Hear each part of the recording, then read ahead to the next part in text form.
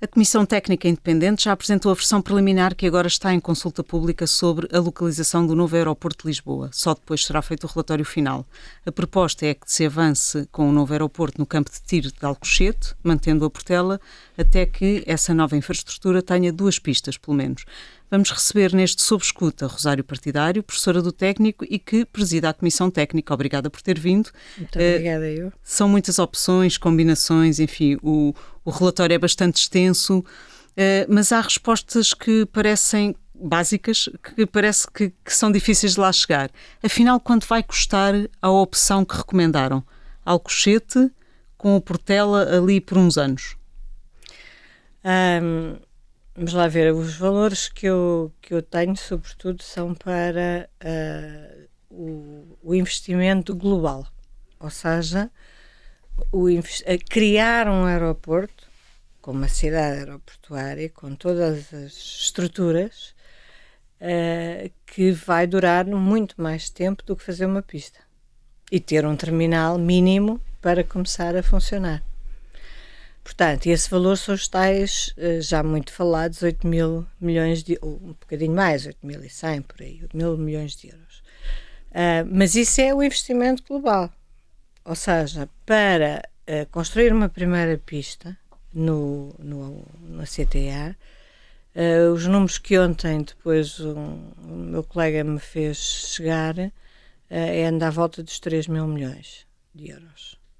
Para uma pista com um terminal, não é?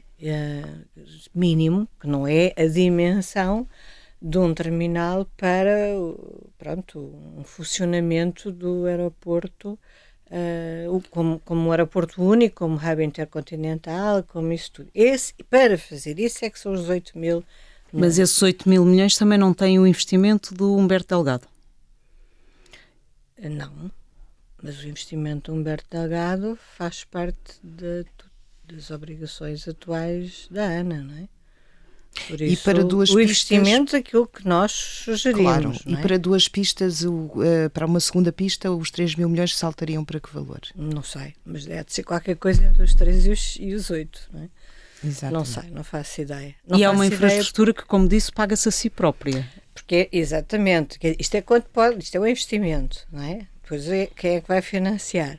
É assim, a partir do momento em que começa a funcionar e começa a gerar receita,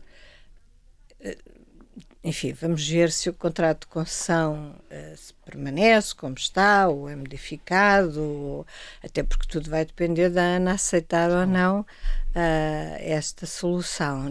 E, aliás, do próprio governo que vier a decidir já lá vamos solução, a esses pontos todos. Sim. Portanto, tudo isto está tudo muito condicionado.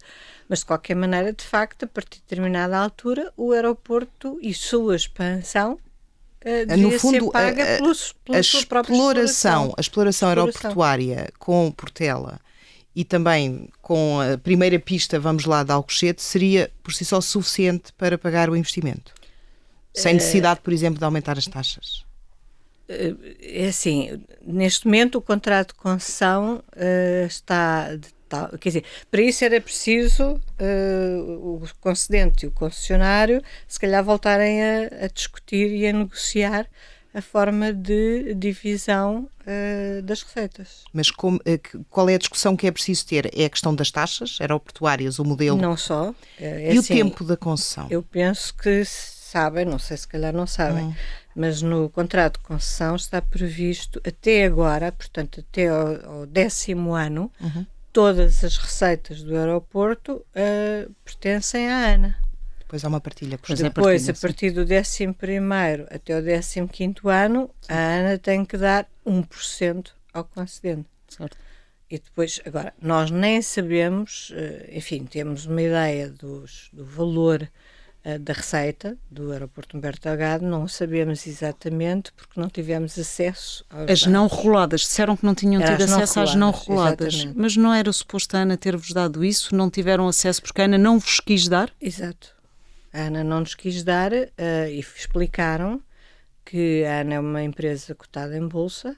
A Vinci, portanto, será a Vinci, não é? Pois, enfim, a dona da ANA, que tem vários aeroportos.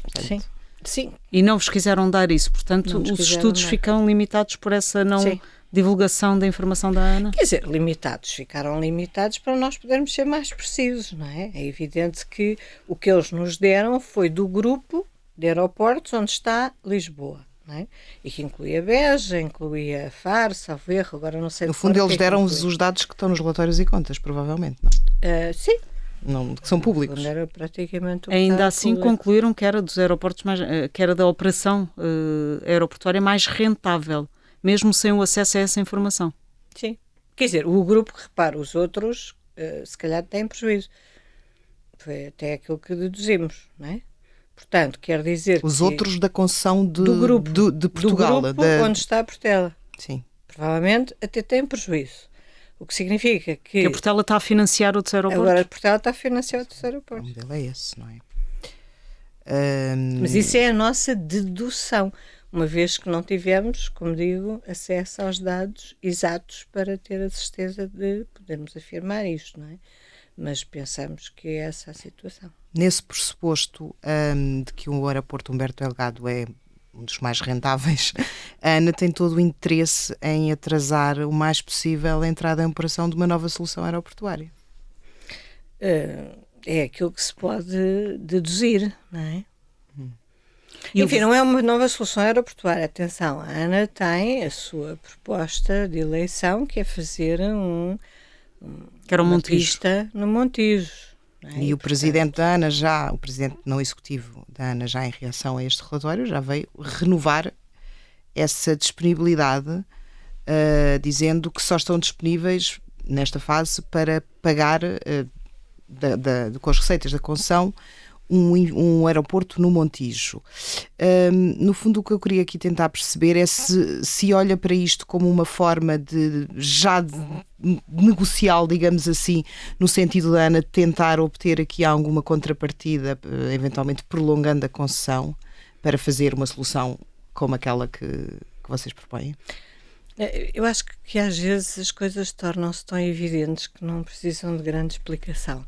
Em todo caso, há uma coisa que eu gostava de sublinhar, que é a ANA é privada, pertence à Vinci, mas é a ANA Aeroportos de Portugal que está aqui em Portugal, e tem uma concessão para um serviço que é público. E, portanto, está em causa a prestação desse serviço público. E esse serviço público, neste momento, está a ser orientado por, no fundo, objetivos e prioridades de uma empresa privada. Porque, efetivamente, fazer uma opção, ou ter como opção uma solução que não tem perspectiva de longo prazo, nem de médio, não é? É quase, enfim, não vou dizer curto prazo, mas efetivamente se considerássemos, aliás esses números estão todos no relatório, se considerássemos o cenário de crescimento da procura alto, o Montijo deixava de ter capacidade em 2029. Por isso é que nós nem trabalhamos com o cenário alto, porque para já o presidente da ANA acha que a procura não vai aumentar. O que é o oposto do presidente da Confederação de Turismo, que acha que a procura está a aumentar. E estaria a aumentar ainda mais se houvesse capacidade para Pois, a procura não aumenta porque não há capacidade para receber mais procura, não é? Portanto... Depois, portanto, temos aqui uma situação que é estranha, não é? Porque, do ponto de vista nacional, é um bocado estranho ver surgir com tanta ênfase uma opção que de facto, enfim, corresponde, digamos, a uma rentabilização de um ativo já existente, e que essa solução, no fundo, mantém esse ativo e recusa, aliás, como disse, estão dispostos a pagar com a concessão, mas não estão dispostos a pagar outra solução, o que, do ponto de vista de serviço público, tem aqui alguma... eu tenho alguma dificuldade em compreender. Vocês fizeram, penso que pela primeira vez, em termos públicos, uma análise muito exaustiva ao contrato de concessão, sobre as implicações e as condicionantes, que aliás são apontadas como muitas. tem-se dito que há a possibilidade do Governo, se não chegar a um acordo, se não houver um acordo com a ANA, tirar a concessão aeroportuária do contrato e indemnizar a concessionária. Mas o contrato também diz que uma resolução só pode acontecer em 2037. Estamos a falar da mesma coisa? Ou seja, essa suposta opção só poderia ser exercida em 2037? Não, eu julgo que não. Julgo que são coisas diferentes. Okay. Em todo caso, eu gostava de sublinhar que a nossa recomendação é que se consiga, que as partes se consigam entender. Portanto, a nossa recomendação não é que o Governo, ou que o Estado, né, neste caso o concedente, tenha uma iniciativa já a presumir uma resolução de contrato. Né? Agora, de facto, o contrato é muito complexo e, portanto, tem uma série de percursos, de caminhos, não é? De opções que não são fáceis. Porque se estivermos a pôr em cima da mesa uma resolução de contrato, de facto é uma indemnização que pode ser muito significativa. De quanto? Repare, aquilo está faturado, digamos, àquilo que seria a receita que a ANA... Já se falou em 6 mil milhões, é qualquer coisa por aí? Se calhar está a crescer, porque há bocado eu ouvi falar em 5, mas pronto. É que há umas contas subindo. Feitas, o relatório tem lá umas fórmulas que não, mas se acontecesse em 2023... Não, nós nunca fizemos... Não fizeram as contas. Não fizemos as contas sobre o que é que seria a indemnização. Isso aí não fizemos. Mas pelo que foram avaliar do contrato de concessão, este contrato de concessão está feito, é mais favorável à ANA do que ao Estado? Claro, mas isso basta ter qualquer leigo. O contrato de concessão está disponível no site da ANAC e, portanto, qualquer pessoa pode ir ver o contrato de concessão. E quando forem ver, enfim... Mas mais favorável, eu estava a perguntar no sentido de é mais fácil a ANA reivindicar algo a seu favor do que o Estado... Não, o Estado não vai conseguir reivindicar nada a seu favor no contrato de concessão, não é? Portanto, ou rasga o contrato... Ou, enfim, agora tem que ver com a capacidade negocial, não é? Portanto, tem que ver... Porque aquilo que está, de facto, falado... e é aquilo que também nós temos sugerido, é que haja uma modificação do contrato. Até nomeadamente, e isso está bem escrito pela minha colega jurista, haja uma harmonização dos interesses das partes, porque de facto há uma grande assimetria. E, portanto, aquilo que é a nossa recomendação é que o contrato venha a ser modificado para haver uma harmonização entre as partes. E claro que isto presume também que a ANA não está interessada em perder a concessão, não é? E nomeadamente a exploração do aeroporto Humberto Delgado, não é? É que só o processo de negociação da nova solução, da solução do novo aeroporto, o contrato estabelece ali um calendário bastante longo. Não é? Pode demorar até quanto tempo é que a ANA tem que decidir sim ou não? Os prazos estão estabelecidos. Na bocada a minha colega estava a explicar isso. Os prazos estão estabelecidos de uma forma confortável para se pensar, se ponderar, refletir, etc. Mas não precisam de ser esgotados. Mas a ANA pode querer esgotá-los. Pronto, mas mais uma vez é por isso que voltamos a falar do interesse público, ou do serviço público. Não é o interesse público, porque de facto já manifestamente está claro que não há ali não é evidente que haja um interesse público. Mas efetivamente o serviço é público. O serviço é público e é para isso que tem a concessão, para prestar um serviço público. Portanto, repare, nós só somos a Comissão Técnica Independente, não vamos ter qualquer papel numa negociação do contrato e, portanto, não nos cabe a nós dizer agora como é que isto se vai agarrar, não é? Mas vocês estudam e dão pistas sobre a forma como isso o Estado pode negociar este contrato, sendo que tem muito pouca margem. Neste momento tem muito pouca margem, de tal maneira, aliás, por isso é que nós, em determinada altura, porque a princípio, não sei se vocês se recordam, mas eu dizia que o objeto da avaliação, da avaliação ambiental estratégica eram as opções estratégicas. E depois passámos, depois de termos os pareceres jurídicos, nomeadamente, um dos contratos que foi feito foi justamente apenas para analisar o contrato de concessão. Isso aconteceu em setembro, mais ou menos por aí. Depois disso é que nós começámos a perceber a dimensão do contrato, das condições.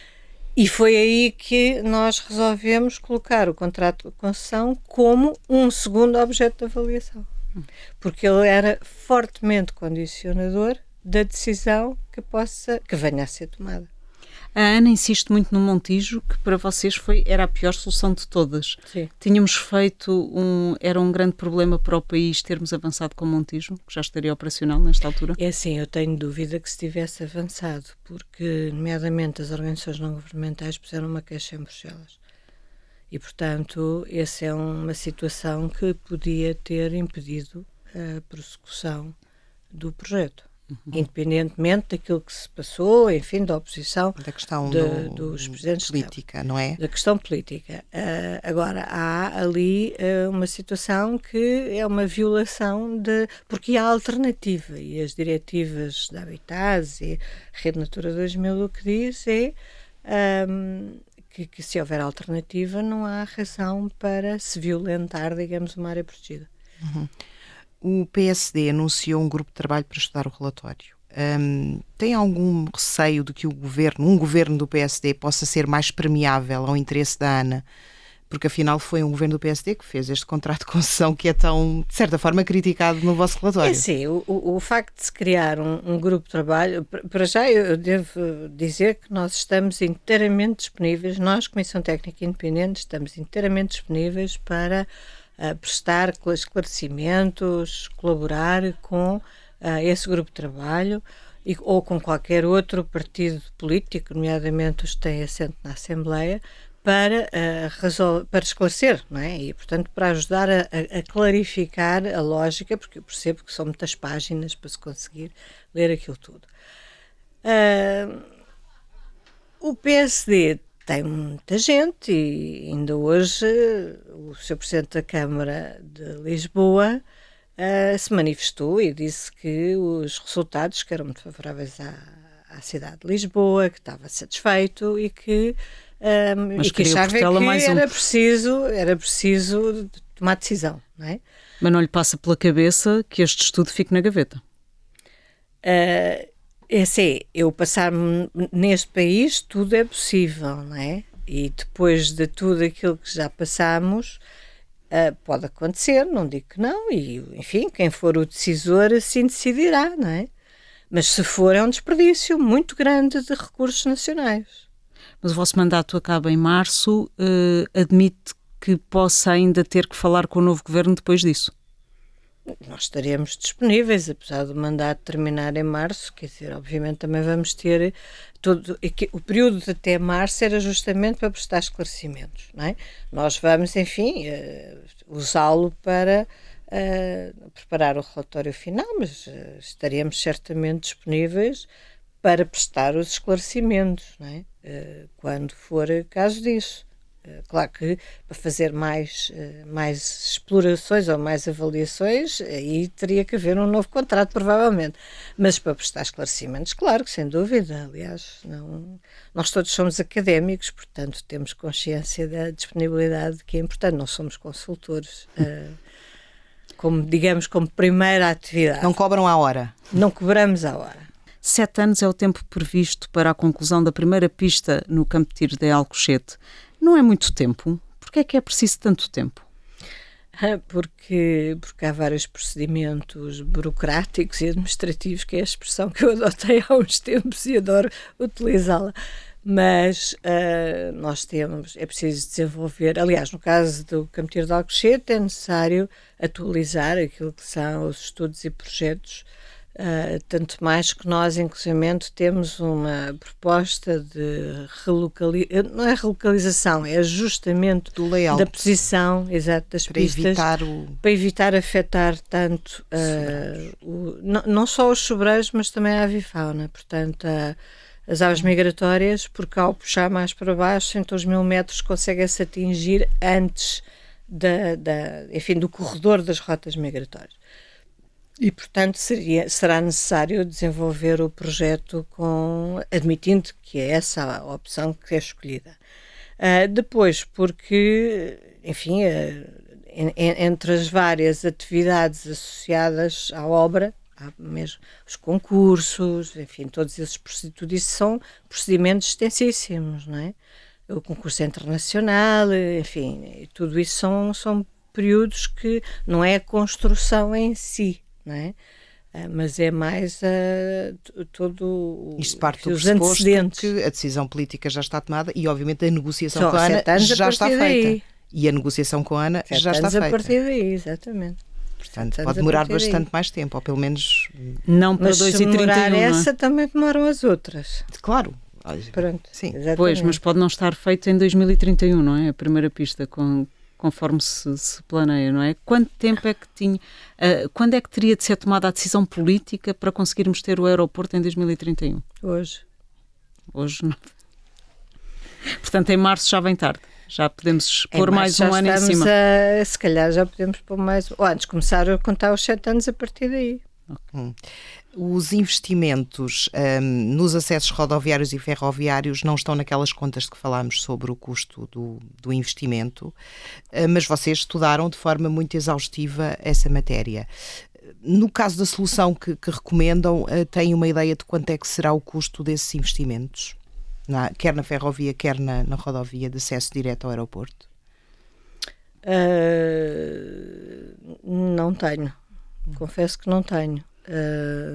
Embora isso tenha sido estudado. Mas eu não olhei ainda. A sensação que tenho é que estamos a falar verificar. de valores na casa dos centenas de milhões de euros, sendo que me parece a mim, e eu gostava de lhe pedir essa confirmação do que li, que numa primeira fase o estudo não considera a terceira travessia para nos acessos que estuda em relação... A terceira travessia é uma obra complicada, não é? Não é uma obra fácil.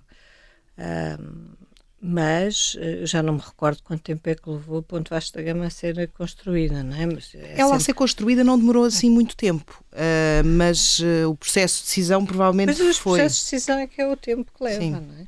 Portanto, se os processos de decisão forem mais rápidos, quer dizer, isso está tudo explanado nos cronogramas, não é? E o cronograma inclui cada uma das opções.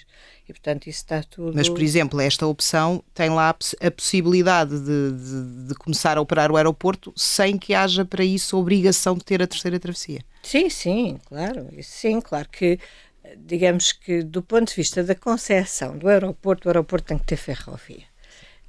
Porque uma coisa é apanhar, enfim, um comboio e estar em 20 minutos na estação do Areno, outra coisa é vir, enfim, apanhar a Ponte Vasco da Gama, mais os trânsitos da Ponte Vasco da Gama, não é?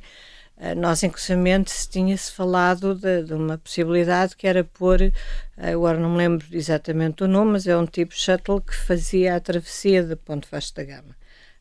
E que se acrescentava, digamos, para facilitar... Inclusive é reduzir o número de faixas e pôr uma faixa dedicada. Eu acho que se discutiu isso, sim. Exatamente. E tudo isso são soluções para se considerar justamente quando chegarmos a esse ponto de discussão. Agora, uma coisa é certa, a linha de alta velocidade está em marcha. Finalmente, mas está em marcha, portanto até agora vão ser adjudicadas obras até Sor, depois Sor até Carregado, penso que, portanto, o processo está definitivo, no fundo, não é?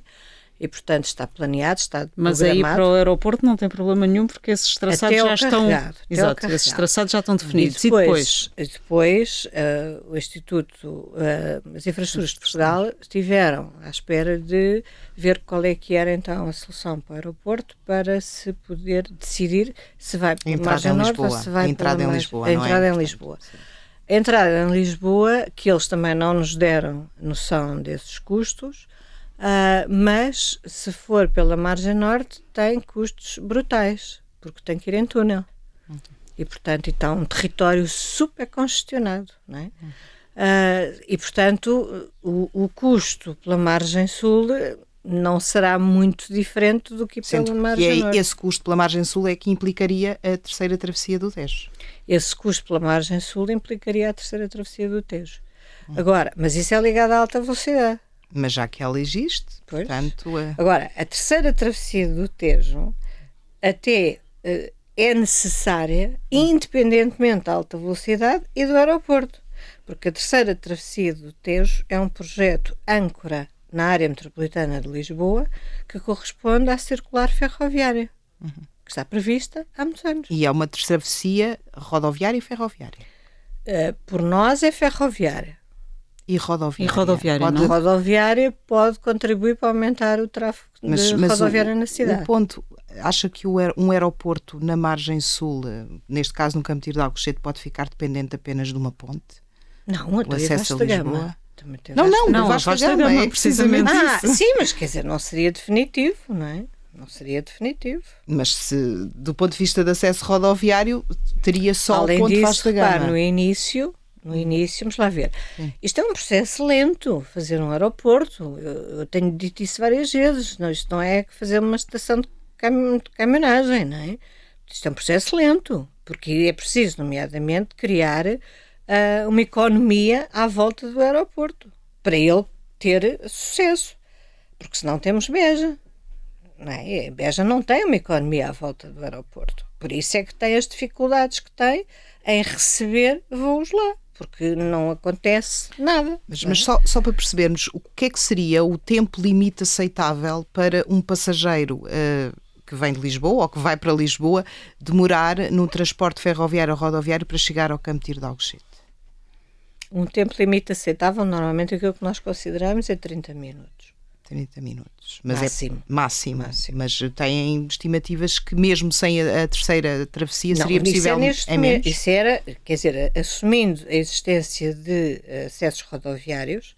Aliás, acessos rodoviários também talvez por isso nós não... Mas nós temos, eu sei que nós temos as contas feitas para as acessibilidades. Agora não me recordo qual é que são os valores. Em todo caso, nos acessos rodoviários, em particular em autoestrada, o contrato de concessão da Brisa prevê a realização desses acessos. Não é? Portanto, isso já está, até porque depois é a Brisa quem explora, não é? Portanto, isso está previsto. Isso não sai do dinheiro dos contribuintes, como algumas pessoas gostam de usar a expressão, porque isso está assegurado. Claro que depois há os acessos mais locais, não é? Nomeadamente até à autoestrada. A ligação entre a A12, não é? Sim, mas aí temos em todos os aeroportos. Todos têm, incluindo Santarém, que também tem a A1 a passar ali encostadinha, mas de qualquer forma tem que ter um acesso para lá, para entrar na A1, não é? Mas deixe-me só fazer aqui um resumo. Para vocês, a terceira travessia seria só ferroviária, não rodoviária, assim, para alimentar o aeroporto. É suficiente a Vasco da Gama, em termos de rodovia? Sim. Porque é assim, a terceira travessia, um dos seus objetivos é haver uma transferência modal da rodovia para a ferrovia. É evidente, nós não estudámos a terceira travessia, atenção, portanto, não faço ideia de qual é que é a expectativa dessa transferência. E acho que já há muito tempo que não se estuda a terceira travessia. Portanto, que eu não Desde tenho visto... 2008, 2009. Pelo menos, não é? Sim, portanto, já lá vão muitos anos. E, entretanto, houve várias coisas que mudaram na cidade, não é? Na área metropolitana. Mas essa é a expectativa, não é? Claro que esse debate existe entre muitos especialistas, inclusive a própria Autoridade Metropolitana de Transportes, falava no outro dia dessa incerteza, digamos, sobre se devia ser... Nem sequer está fechado o Chelas Barreiro, poderá eventualmente ser reaberta essa discussão. Pode ser, exatamente, até essa discussão pode ser reaberta. Portanto, nós não fomos estudar isso. Portanto, para nós, a terceira travessia é haver uma travessia da margem sul para a margem norte. É só isso, mais nada, não é? Agora, que ela, para nós, o fundamental é a ferrovia. Portanto, o resto da discussão já nos ultrapassa, não é? Mas o fundamental é a ferrovia para permitir justamente o acesso, nomeadamente até da alta velocidade. Mas esses custos não deviam estar integrados num custo global do aeroporto? Porquê? Porque vai alimentar o aeroporto, não é? Mas não só. Admita que não há aeroporto. Admita que o lobby que defende o aumento da Portela ganha. Não é? E que se consegue convencer, não sei bem como, mas isto é tudo muito hipotético, que se aumentava a Portela e não era preciso fazer mais nenhum aeroporto. Deixávamos de precisar da linha de alta velocidade e da terceira travessia? Aliás, nem que seja a terceira travessia, porque a terceira travessia vai ser importante para a linha de alta velocidade, quer a linha de alta velocidade venha pela margem norte ou pela margem sul. Como é que ela depois passa para sul? Ela tem que passar para sul, certo? Ela é importante também na ligação a Madrid, e há quem diga que, no fundo, o aeroporto é mais um motivo e pode eventualmente até antecipar um projeto que não tem, neste momento, um calendário definido, não é? Portanto, poderá eventualmente ter esse efeito, não de ser necessário para o aeroporto, mas eventualmente ter que se fazer mais cedo ou ter que se definir mais cedo. Ainda não há muito tempo. Alguém falava ontem já não sei, da potencial procura desde Badajoz para o novo aeroporto de Lisboa. Que com uma alta velocidade fica mais perto, se calhar, do que estar aí para Madrid. Alguém falava isso, não fomos nós, mas alguém falava isso. Portanto, isto para dizer o quê? Que a terceira travessia do Tejo, se tiver que estar ligada a outro projeto qualquer, é a alta velocidade. Não é o aeroporto. Porque se não fizer aeroporto, continua a precisar da terceira travessia do Tejo. Por isso, quer dizer, não vejo razão. Então tínhamos que somar os projetos todos deste país, porque no fundo acabam por estar todos de alguma maneira interligados, todos contribuem para o desenvolvimento nacional, não é? Sem TAP não há hub, e sem reforço do aeroporto não há TAP com hub. Como é que vocês incorporaram a incerteza sobre o futuro da TAP agora? Em abril dizia aqui numa entrevista ao Observador que a privatização da TAP iria condicionar um pouco o estudo. Portanto, não foi condicionado pela TAP, até porque houve atraso na privatização, mas não foi condicionado porque não houve privatização da TAP ou porque acharam que não deveria haver essa avaliação? Nós não tínhamos informação suficiente sobre isso e, portanto, por outro lado, sabíamos que a própria compra da TAP ou venda da TAP, se calhar compra, uma vez que é o comprador é que no fundo está condicionado a saber qual é a solução do novo aeroporto, que isso iria ser, digamos, ou a escolha da localização do aeroporto iria condicionar exatamente essa compra e, portanto, nós resolvemos avançar sem entrar em conta com essa questão. Mas este aeroporto que vocês projetam, a vossa recomendação, parte do pressuposto que tem que haver ali um hub de uma companhia baseada em Portugal. Sim. Sem isso não faria sentido fazer um novo aeroporto. Repare, isso já é uma situação que nós não fomos explorar, mas e isso obrigar-me a fazer algum comentário sobre a compra ou venda da TAP que eu não quero fazer. Não quero voltar a fazer. Mas o vosso mandato era para fazer um estudo para um aeroporto de hub internacional. Esse está escrito Exatamente. Muito explícito na resolução do Conselho de Ministros. E é por aí que nós nos orientamos. E, portanto, qualquer que fosse a solução da TAP, nem era precisa de indiferente. ser só a TAP. Não é? Pode ser a TAP e outra companhia. Não é? O hub tem que ter, de facto, uma ou mais empresas que adotam, não é? Uma determinada localização como hub para fazer as suas conexões. Não é? O que importa aqui é o aumento da conectividade que pode acontecer, independentemente de qual é a companhia aérea que vai tirar partido. Naturalmente que, se me perguntar como cidadã, quer dizer, mas depende, de facto, porque se a TAP for para continuar... Quer dizer, a TAP agora até tentado a dar lucro, não é? Felizmente. Mas os cenários de procura pressupõem que existe pelo menos, ou a TAP ou outra companhia qualquer, continua a fazer os mesmos voos ou mais, não é? Exato. É assim, não há um hub intercontinental se não houver... Uma companhia aérea para explorar esse hub, pelo menos não é? uma, não é? Ou se não mais, não é? Portanto, isso aí é que é uma impossibilidade.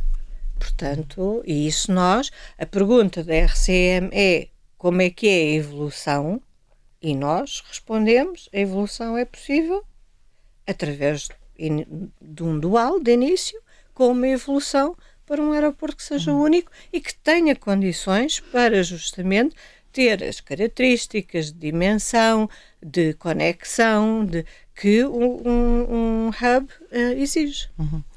Acabamos por, depois do estudo que vocês realizaram, por chegar, enfim, à solução que mais ou menos existia em 2008 e também que era defendida pelos grandes opositores ao aeroporto do Montijo, e eu quero aqui recordar, aliás, também entrevistado no Observador, o engenheiro Matias Ramos, que foi o presidente do LNEC que conduziu o estudo de 2008, que deu o favoritismo ao Campo de Tiro de Alcochete.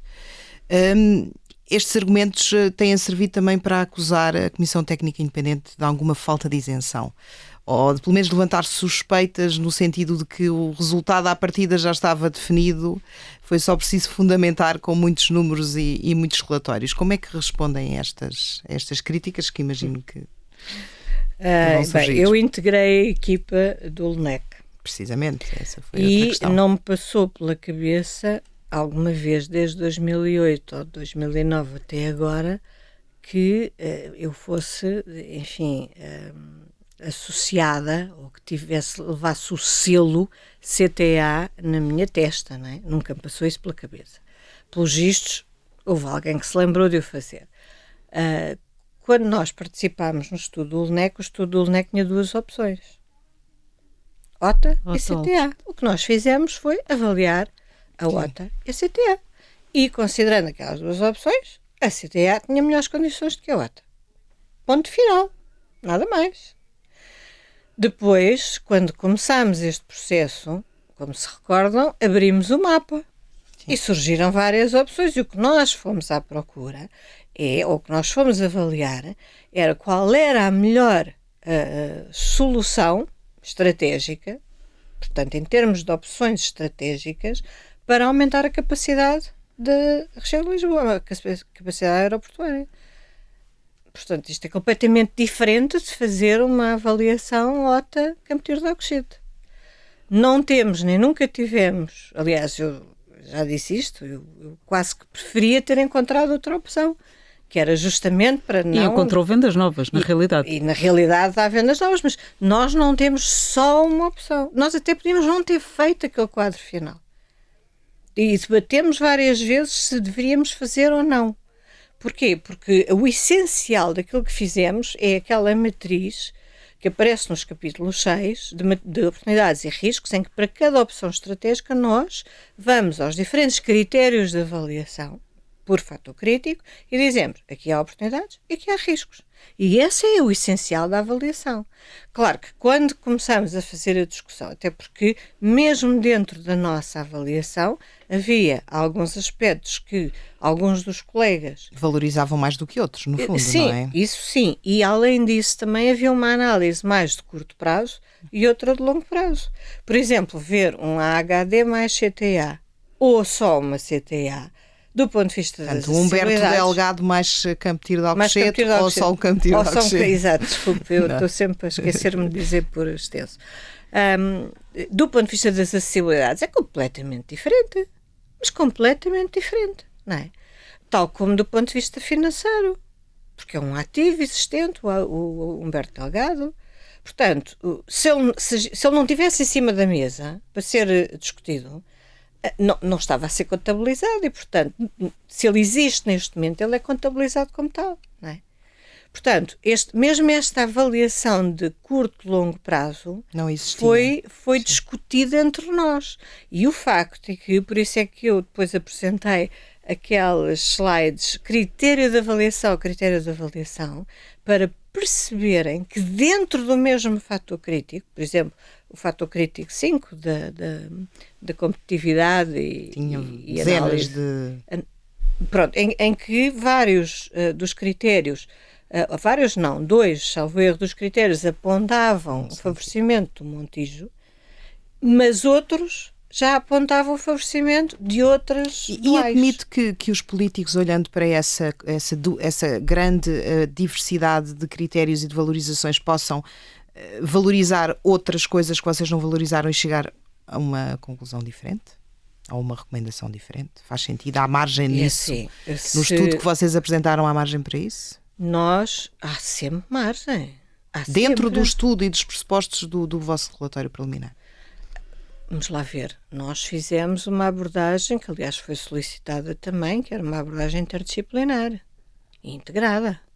Se quiserem olhar só para o lado financeiro, Sim, mas ou olhar só para o lado ambiental, Ou valorizar o lado financeiro em relação pois, ao para outro. vocês os critérios não tinham ponderações. Não. E um governo pode determinar que o critério financeiro ou outro qualquer tem uma ponderação maior na avaliação. Não é? Claro, isso sem dúvida. Porque vocês não fizeram essa ponderação. Ou seja, para vocês os critérios Os tinham o mesmo valor. Todos os critérios têm o mesmo valor, todos os fatores críticos têm o mesmo valor. Mas isso, para mim, é um dos pontos base da metodologia. Porque se eu começar a introduzir, aliás, é uma das diferenças, nomeadamente para uma avaliação multicritério, não é? Se eu começar a introduzir ponderações, eu já estou a fazer um enviesamento para determinada solução. Pois, e a nós não nos cabe fazer isso. Okay. Olha, isso é o decisor que faz. O projeto de Alcochete de agora é substancialmente diferente do de 2008? Ou terá de ser substancialmente diferente? Eu penso que será mais ao nível da tal posicionamento das pistas, não é? Sobretudo se for adotado. A solução que nós propomos de puxar as pistas para baixo foi já muito ao final do processo. Por isso é que não conseguimos perceber se isso tem outras implicações. Não quisemos ignorar, não quisemos deixar de colocar no relatório, mas não fizemos essa avaliação com detalhe. Só fomos ver em relação aos sobreiros e fomos ver em relação à avifauna. Agora, não vimos, por exemplo, em relação às acessibilidades. Não é? Disse na sessão pública que a Comissão Técnica recebeu muitas pressões, não do Governo, mas de vários lados e de várias, enfim, pode-nos dar aqui algumas pistas sobre que tipo de identidades e que tipo de pressões é que vos chegaram ao longo destes meses? No fundo é através da comunicação social, não é? É através da comunicação social que as entidades, que diferentes entidades ou indivíduos comunicam as suas mensagens e as suas posições. Portanto, no fundo... Mas não houve assim pressões diretas? Houve uma pessoa, que não vou obviamente dizer quem, que veio uma semana antes, mais ou menos, ter comigo ao LNEC sugerir-me que eu não apresentasse o relatório. E com que argumento? Porque o governo, já não havia decisor, e portanto eu não devia apresentar o relatório. E era a sugestão que essa pessoa me fazia. Mas era um político? Próximo governo. Era um político? Era uma pessoa. não era político.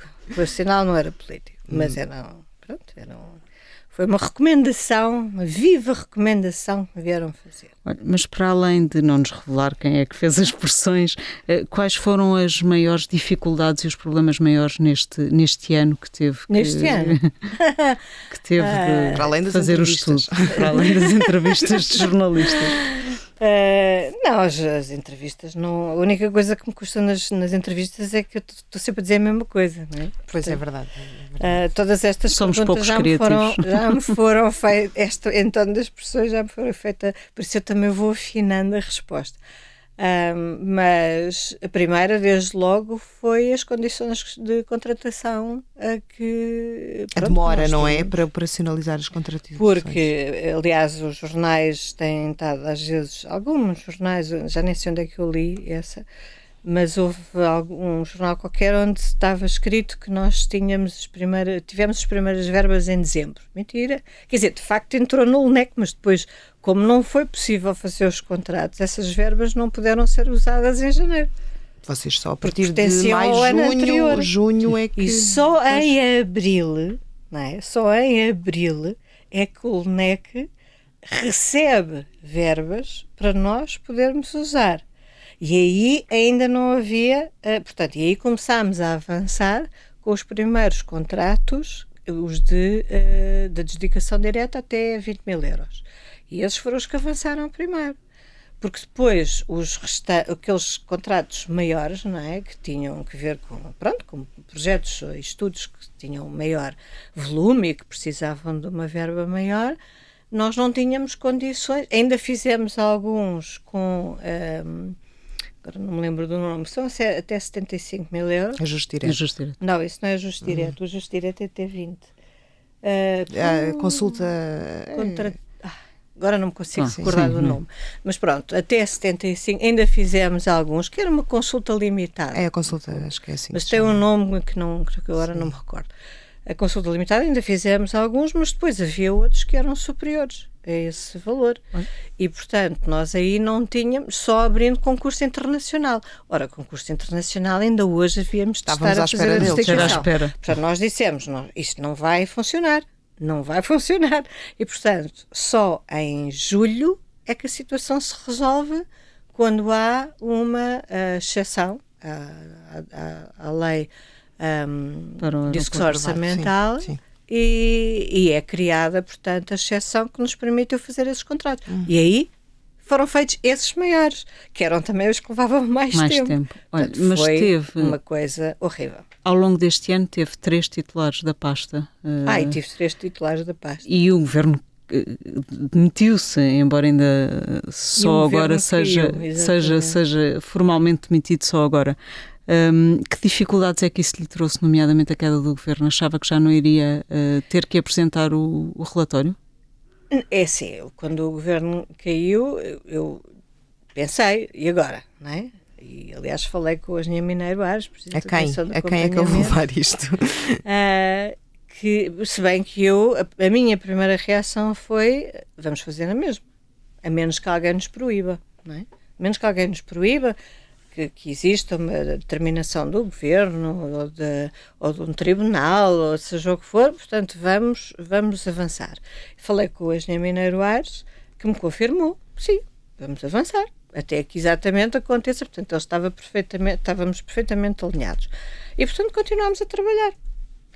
Claro, a dificuldade depois aí, não é dificuldade, isso aí já não é dificuldade para nós, não é?